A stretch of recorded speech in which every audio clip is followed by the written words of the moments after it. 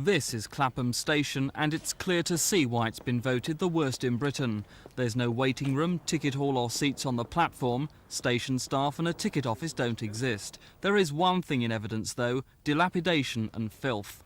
We're now standing in the entrance of Clapham Station. If you look at the walls, you can see the white paint has peeled off and mould is growing. Everywhere you look, it's filthy. The station's buildings are literally falling down, and what's left of them is covered in graffiti. There's no public address system to tell commuters if trains are late. Passengers say they just have to wait in hope. Graham Larkby has been leading a one-man campaign to get British Rail to improve the station, which he says is the pits. People come here and think the station's closed.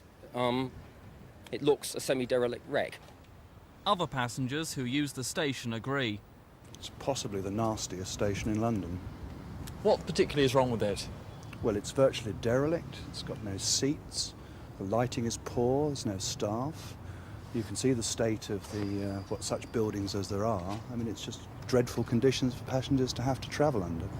What do you want British Rail to do about it? Do it up, improve it, make a commitment to it, make an investment in it. It's disgusting.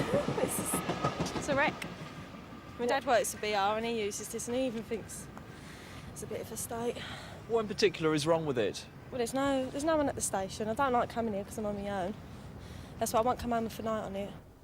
BR said today £100,000 would be spent on the station, improving lighting, giving it a repaint and thorough clean-up. But those people who use it say it's beyond belief BR could have let things get so bad.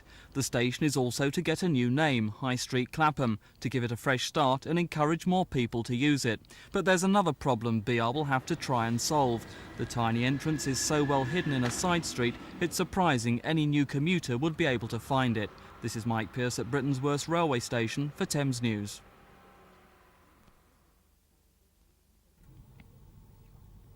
The Queen Mother was met by VIPs and local officials when she arrived at the almshouses in Windsor this afternoon.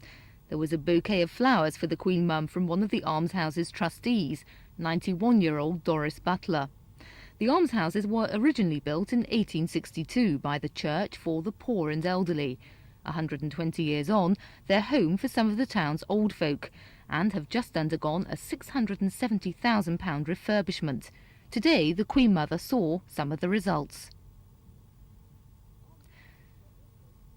The almshouses were also renamed by the Queen Mother today, Ellison House. After the unveiling ceremony... Can I take the second bit again? I'll take the second bit if I can.